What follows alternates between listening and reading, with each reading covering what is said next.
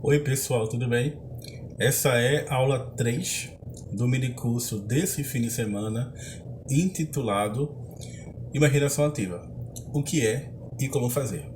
Bom, a gente está conversando nesse minicurso, nós conversamos principalmente na primeira e na segunda aula sobre o que é imaginação ativa. Imaginação ativa é uma técnica de assimilação das imagens do inconsciente, criada por Jung, que lembra um pouco, de certo modo é uma variante dos estados hipnagógicos, né? O Jung coloca talvez hipnagógico, eu gosto muito quando ele fala talvez, porque dessa forma ele não fecha a discussão, ou seja, ele nos estimula a pensar. Né? A imaginação ativa é um trabalho clínico que não se confunde exatamente com a, a criatividade artística, embora ela transite um pouco pelo campo da arte, certo? De algum modo é um trabalho artístico, mas não se reduz ao trabalho artístico. Por exemplo, não é por meio da arte e educação que você vai fazer o paciente chegar à imaginação ativa. Você pode até estimulá-lo nesse sentido, mas só o fato de você estimulá-lo, você já está imprimindo uma direção ao sujeito, ao paciente, coisa que Jung falou que não era para fazer, tá certo? E ao mesmo tempo tem um estatuto epistemológico, possui um estatuto científico, né? A imaginação ativa da possibilidade da gente observar, mensurar e replicar, trabalhar com esse conteúdo, tá certo? E aí eu falei que a aula 3 seria sobre como praticar a imaginação ativa, como fazer a imaginação ativa, e é exatamente isso agora que eu vou falar para vocês, tá certo? Então, como praticar a imaginação ativa? Né? Como se faz? Jung, certa vez, teve uma paciente chamada Christiana Morgan, que era uma moça de 20 e poucos anos, que na sua vida tinha tido alguns relacionamentos, todos eles fracassados, nenhum relacionamento dela tinha dado certo, e ela estava em estado de depressão.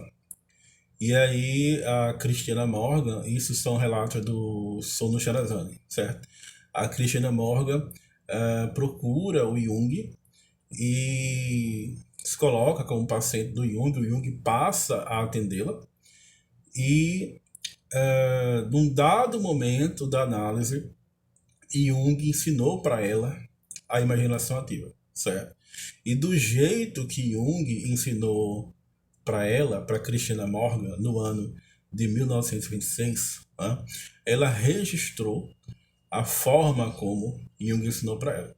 Então, como foi que Jung ensinou para Christina Morgan, no ano de 1926, a fazer a imaginação ativa? Bom, ela disse que, primeiro, era necessário fixar com o olho um ponto no ambiente. Né? A gente está aqui, a gente está em estado de percepção lúcida, perceber algo, um ponto no ambiente, mas não olhar para fora, utilizar a retina do olho para olhar para dentro de si mesmo. Tá?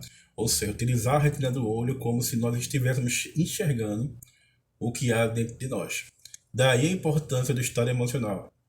Começar a amplificar esse estado emocional.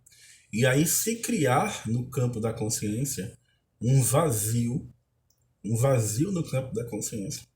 E simplesmente deixar as coisas acontecerem, simplesmente deixar que as imagens surjam espontaneamente, sem controle, nesse campo vazio.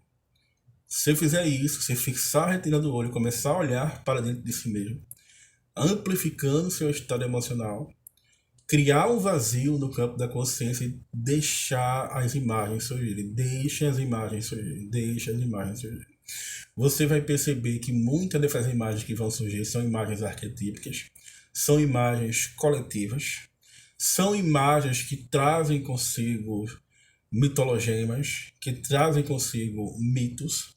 Né? Você vai simplesmente permitindo que essas imagens surjam. No dado momento, você vai perceber que essas imagens vão te arrastar Ou seja, quando ele tem uma força avassaladora, essas imagens vão te levar para algum lugar e você se permita deixar conduzir por essas imagens como um drama vivo. E vai chegar um momento em que você vai entrar no processo de objetificação dessas imagens. Ou seja, você vai conseguir dialogar, você vai entrar em diálogo com essas imagens. Aí é justamente o ego, que deixa de ter um papel ou uma função meramente passiva e também se torna ativo.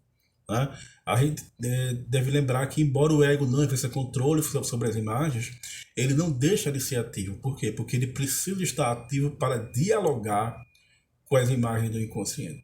E aí você vai começar a dialogar, vai fazer perguntas às imagens do inconsciente. Provavelmente elas vão te fazer perguntas, vocês vão tentar fazer um acordo. É a partir desse acordo, desse pacto, que você vai conseguir reequilibrar a consciência com o seu oposto, ou seja, o inconsciente. É a partir desse pacto que você vai conseguir autorregular, voltar a equilibrar os opostos. Porque quando os opostos estão desregulados, estão afastados, surge o adoecimento. Surge a neurose, surge os conflitos, surge as psicoses, surge o borderline, surge o TAB1, o transtorno afetivo bipolar, enfim. Quando a gente consegue dialogar, quando a gente consegue estabelecer esse acordo, esse pacto, que a consciência e o inconsciente, os sintomas desaparecem, porque o sintoma muitas vezes é um sinal de que há uma ruptura da relação consciência e inconsciente. Então o sintoma ele tenta reagrupar isso, ele revela-se de uma forma a tentar ser a ponte entre os opostos. Tá? E você consegue, por meio da imaginação ativa, retornar ao próprio fluxo da vida, retornar ao diálogo com o inconsciente. Né? É por isso que a análise em Jung é um confronto com as imagens do inconsciente. É um estar face a face com as imagens do inconsciente. Uma vez que você faz isso, certo? Jung fala que é necessário que você registre. E aí a Christiana Morgan, para surpresa do Jung, escreveu mais de 1000 páginas sobre a imaginação ativa dela. Eu falo isso muito aos meus pacientes porque eles me entregam páginas e páginas de imaginação ativa. Eu digo, olha, tem uma paciente de Jung que escreveu 1000 páginas, viu? Então se um dia você me entregar 1000 páginas, eu vou adorar, tá certo? Escreve. Gente, quando eu faço imaginação ativa, Álvaro, eu faço 3 minutos, né? Tem gente que fala assim, não, mas eu pensava que era meia hora, 1 hora. Não, eu faço 3 minutos. Só que esses 3 minutos que eu faço já é o suficiente para escrever 6 folhas de caderno. Porque é tanto conteúdo que surge daqui que eu venho a colocar no papel, tá certo? Por que é importante registrar e de que forma registrar? Para plasmar a experiência, Jung fala que você pode se utilizar de algum recurso artístico no momento posterior à atividade da imaginação ativa. Você pode tocar um instrumento musical, você pode cantar, pode escrever uma poesia que narre aquela imaginação ativa. Alguns pacientes de Jung dançavam na frente dele a imaginação ativa. Por isso que quando eu construí aqui a clínica, eu deixei um espaço bem amplo aqui na clínica para que os pacientes possam dançar. E uma vez teve um paciente meu que disse que ia dançar forró. Engraçado, porque ele foi no elemento cultural mais próximo dele, né? Se fosse na Europa, seria o Lago dos Cisnes. Aqui é Luiz Gonzaga, né? Enfim, essas diferenças culturais são muito incríveis nas representações coletivas, né? Vocês percebem um pouquinho da minha clínica, que aqui são as ladeiras de Olinda, aqui tem o nome de Recife, ali tem um símbolo que lembra, aquela máscara tem a bandeira de Pernambuco no rosto, né? A bandeira de Pernambuco. Então, esses traços culturais são representações coletivas, são tentativas também de subjetivação, né? No campo da cultura. Tudo isso é muito interessante, esse material antropológico, né? Então, praticando a imaginação ativa, você pode tocar como uma forma de plasmar a experiência, tocar um instrumento musical, escrever uma poesia, dançar a imaginação ativa. Você pode escrever uma peça de teatro. Eu gosto de escrever peça de teatro porque são diálogos, né? Você pode, e aí o Jung recomenda utilizar prancheta E no trabalho com prancheta, fazer um processo de escrita automática, começar a escrever o que veio da imaginação ativa. E Jung fala que é para usar prancheta, ou seja, ele recomendou a prancheta, né? Os psicólogos da TFC, geralmente eles usam prancheta, eles não sabem que Jung recomendou para usar a prancheta. E aí você me pergunta, Álvaro, mas tu falasse que o objetivo da imaginação ativa não é produzir arte, né? De fato, não é. Porque quando você entra no estado de imaginação ativa com esse objetivo, você está instrumentalizando as imagens do inconsciente. Inclusive, as imagens do inconsciente devem estar o mais rústicas possível, do jeito que vem. Não tente colorir, não tente pintar, não tente imaginar de forma diferente, porque aí cede, mais uma vez, ao controle do eu, né? O fato de você plasmar a experiência de modo artístico não quer dizer que você tenha a intenção de produzir arte, tá certo? Por quê? Porque esse trabalho para o Jung é meramente terapêutico. Ele tem apenas um interesse específico, o interesse terapêutico. É esse o interesse. Não é que o psicólogo não vai ser crítico de música, crítico de teatro, ele não vai ser crítico de poesia, de maneira alguma. Ele vai se interessar apenas pelo aspecto clínico, pelo material psicológico que emerge da imaginação ativa.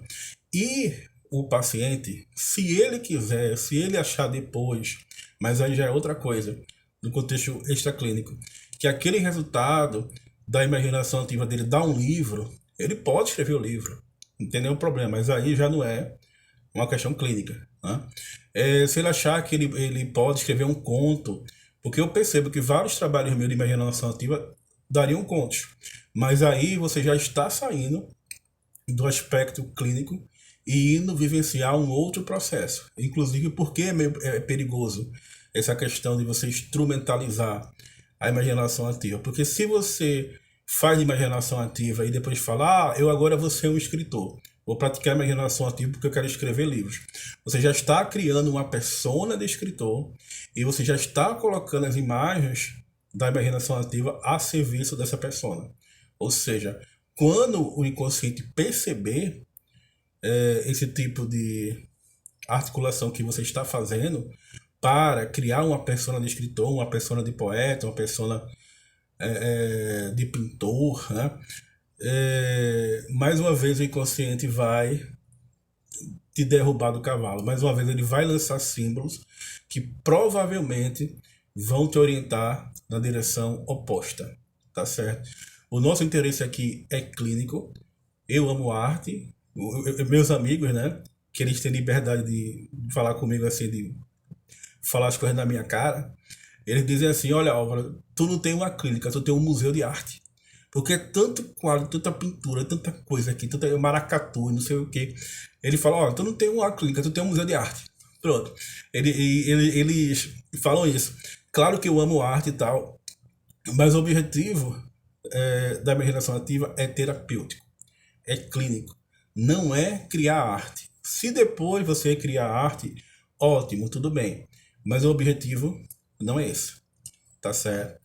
Então, assim, eu creio que essa explicação já fala sobre como praticar a imaginação ativa, utilizar a retina do olho, olhar para dentro de si, para os seus próprios estados emocionais, amplificar os estados emocionais, porque eu sinto que são os estados emocionais que dão vida às imagens arquetípicas, às imagens do inconsciente.